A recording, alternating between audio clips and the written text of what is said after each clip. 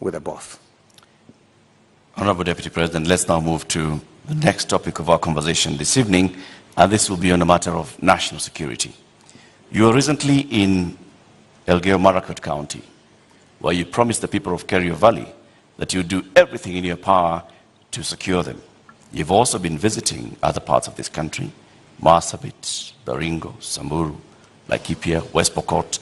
More than 300 people have died in the last 7 months alone in this country, killed by armed bandits. Livelihoods are lost. Children have not gone to school. Children have been killed. Kerio Valley residents have even petitioned the UN Secretary General, saying that their government has failed to provide them with security. In your manifesto, you say that security is a cornerstone of protecting people's livelihoods. Why has the government of Kenya, in which you've served as an assistant minister, as a minister, as a deputy president, been unable to secure the people of these counties? I quite agree with the feeling of many Kenyans. In fact, it's yesterday. It's not even last week. It's yesterday. I was in Elgeyo-Marakwet, and one of the leaders there told us we have buried 114 people in that neighborhood. So it is indeed a live and serious matter. You have seen me in when we came into office in 2016. I called all the leaders from Baringo, Elgeyo-Marakwet, Pokot, Samburu, and we had a serious leaders meeting in my office in Karen. And because of that meeting, for about 3 years, we went round, we mobilized all the governors, and we provided National Police Reserve in all those areas. And the situation was under control. But when we came into the handshake arrangement, a false narrative, very unfortunate false narrative, was rolled out that, all these National Police Reservists in Elgeyo-Marakwet, in Baringo, in West Pokot, were actually a militia that William Ruto would use at some point. And all the National Police Reserve were withdrawn. A very reckless act. And with the withdrawal of the National Police Reserve, the situation went south. And that is why I was saying yesterday in Elgeyo-Marakwet that we will do whatever it takes. And today, there is a program to build security outposts. And I'm saying, whatever it takes, even if it means bringing the military and military installations to support the police in some of these areas. In fact, you just reminded me, yesterday I overflew a huge tract of land where 3 years ago I was standing there and it was all maize. Yesterday, they haven't planted there for the last 3 years because of insecurity. So insecurity is not only causing our children not to be in school, it is causing starvation, it is causing death. Yet, people want to treat it casually. But Honorable let me Deputy tell you, President, let me just allow in me the last 3 years, Mr. Deputy President, you have not spoken out about the issue in Kerio Valley. You have not said anything about the killings that have been taking place, like they told you, 150 people buried this year. You spoke about it only yesterday. Where have you been in the last 6 I have months? always been there. In fact, if you go and ask those people in those regions, I have always been present. We have buried many of those people with our own money. We've taken many of those people to hospital with our own money. I have deployed my personal resources to deal with that situation because I know it was a political a political agenda. You know, the withdrawal of the National Police Reserve was really an unfortunate act. But because it was intended to punish William Ruto, you know, never mind that many people lost their lives, is a real tragedy. But that is the nature of our politics in Kenya. Honorable Ruto, unfortunately. Honorable Ruto, you're saying that was done to punish you? What other explanation would you have? You go withdraw security personnel in the whole of that whole region, you know, you subject people to... How would that punish you, Honorable Ruto? Because I am the one who had led the whole, in fact, I am the one who had taken charge. In fact, I was there every 2 weeks in that region. I was there every 2 weeks. I am the one who mobilized the resources. I am the one who mobilized the security men, the identification of the National Police Service. And so it looked like it was about me. It was never about me. Did you mobilize those resources on a personal basis or as Deputy President? As Deputy President. So why would your government punish the Deputy President? You live in Kenya, my good friends. And I am failing to understand it, sir. And you know... Are you telling the people of Kerio Valley that 150 of them have been buried this year alone just because a government is punishing the Deputy President? Not just that. The Kimwarer and the Aror dams were cancelled intentionally to punish my supporters. That's it. We will come to that, sir. You, as the Deputy President, consume intelligence reports. Tell us, over the last 30 years, what is it that has led to this continuous cycle of violence in Kerio Valley, in Baringo, in Samburu, in West Pokot, even going as far as Marsabit County? What causes this, and what will you do, knowing the intelligence that you have? The biggest contributor to the situation we have in those regions is competition for resources, competition for water, competition for pasture, general matters of education, and precisely the reason why we had a plan on Radat Dam to provide the water for the whole of that belt. Aror, Kimwarer, Lowat.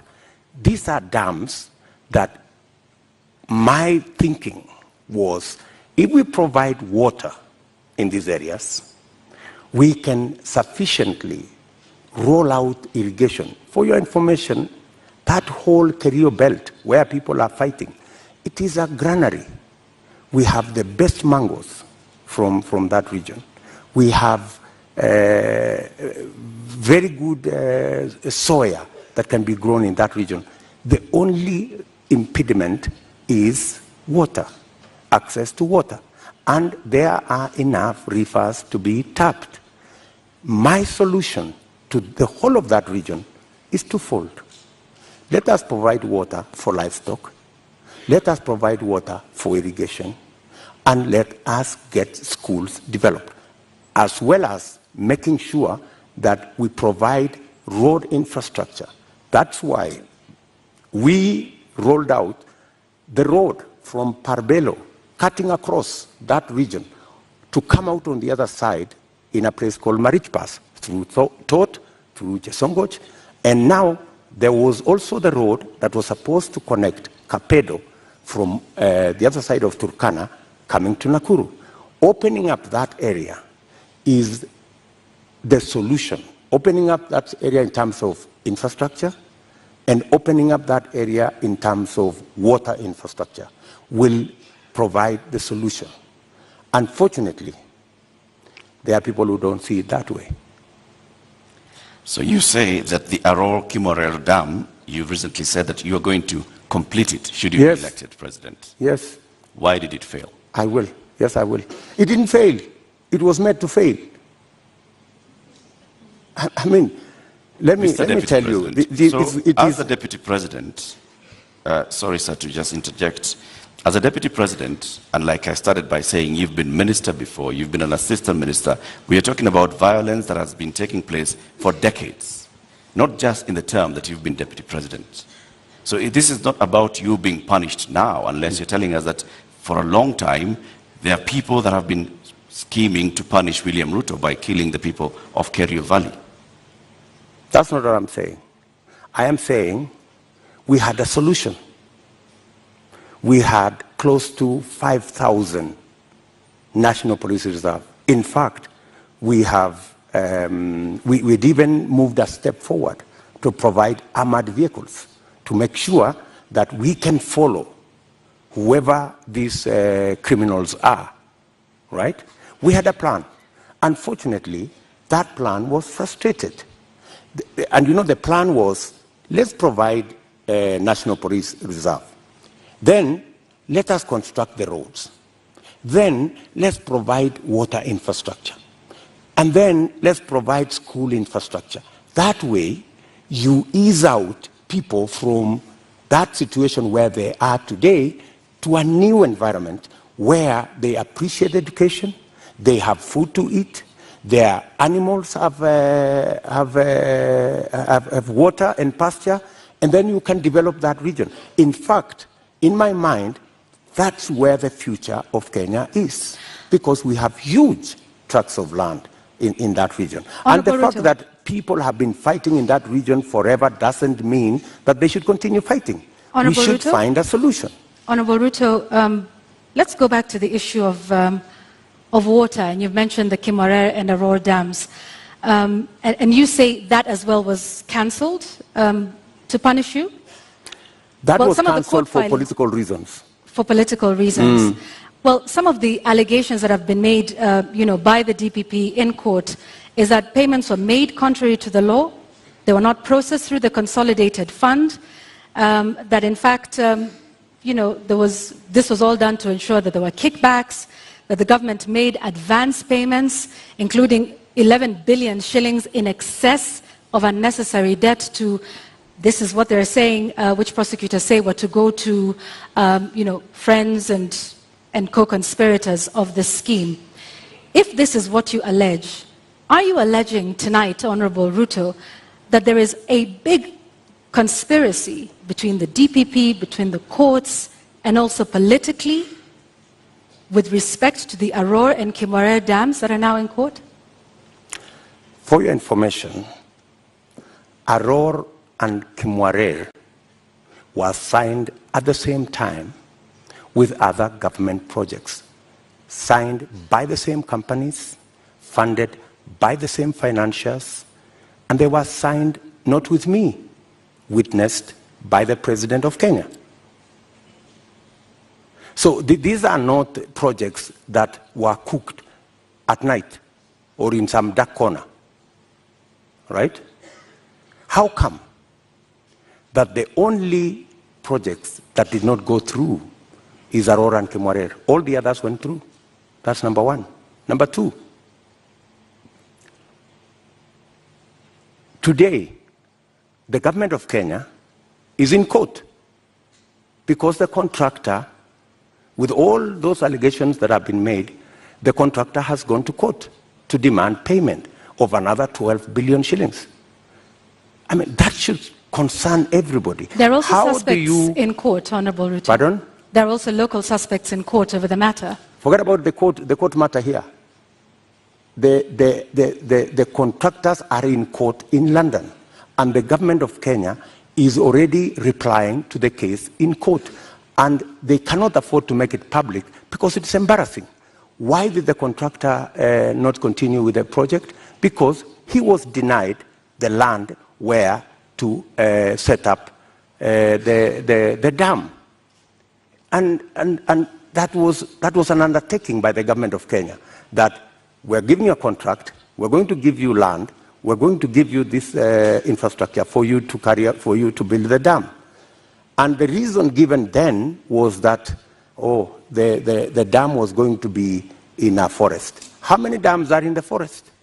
We have In your view, Yamo Dam. Honorable We have Yamo Dam in the forest. Honorable We have Ruto. many other dams in the forest. So, I think we have to be honest with ourselves, and that's why I am looking forward to the day somebody will step forward and actually tell the country how will the government of Kenya lose 20 billion shillings that was supposed to build Aror and Kimwarer, and yet there is nothing on the ground. What was this? What was this sinister motive? Do you believe money was lost? I don't believe any money was lost. And even if money was lost, people should be taken to court. But you said around 2019 that it was 7 billion shillings that was lost. No, and not I the didn't say that. 21 that was being alleged by the DPP. I didn't say that. Check my statement. I am very clear about what I said. I said 7 billion shillings was paid. Right? That's what I said. And for your information, I said that 7 billion shillings that was paid was actually insured. The reason we should be asking is, why hasn't the person, the company who insured that money, why haven't they been asked to pay? Because the company that insured that 7 billion is a well-connected company. That's why the demand letter has not been put to them. So what you're alleging... And you see, Kenyans will one day really marvel at what really happened in this Kimwarer and Aror Dam. Honorable You will Ruto, be shocked. Tell us what really happened, because what it sounds like is you're alleging the investigating authorities, the DPP, the courts. There are suspects in court at the time, including former Cabinet Secretary Rotich, who I believe was charged afresh a couple of months ago over this issue. If this is all politically instigated, are you then saying that all of these authorities, different arms of government, are conspiring against you, from investigators to the DPP to the courts, to punish you, Honorable Ruto? Let me ask you. That matter has now been in court for 4 years.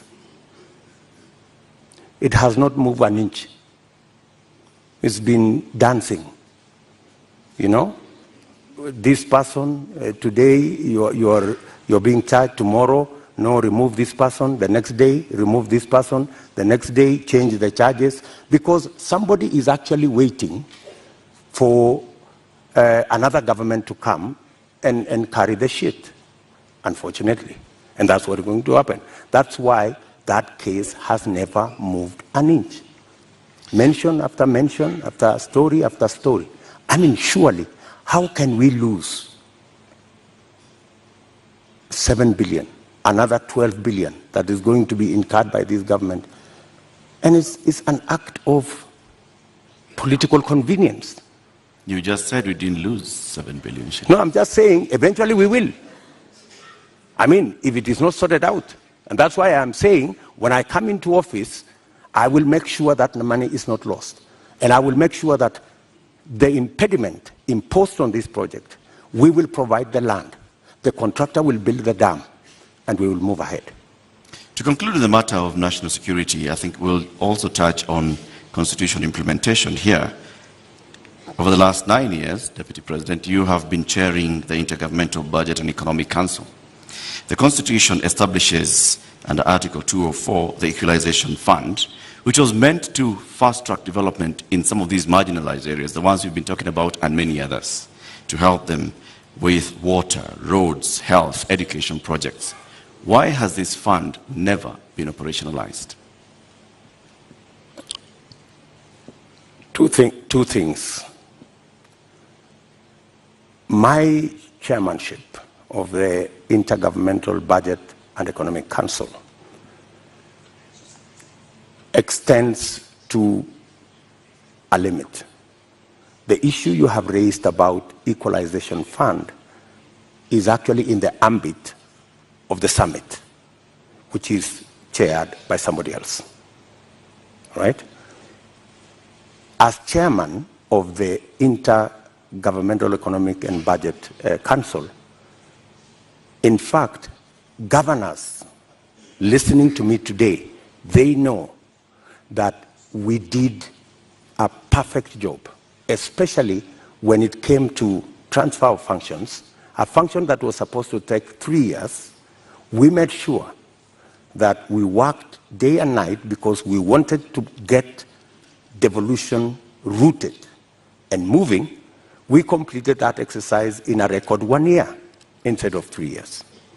We have since worked with county governments, and many of the governors will tell you that I have provided leadership as chair of the council on every matter, whether it was grants, whether it was matters to do with conditional grants, whether it was making sure that there is a balance between what goes to national government and what goes to county governments. The whole of that trajectory, whether the issues to do with settling matters with the former local government authorities, assets, liabilities, I have been working on that with many governors, and we have made tremendous progress, including the final one that we concluded the other day, where counties now, as entities, can borrow money. As entities, like Kipia County is the first that is going to have the leverage to borrow money.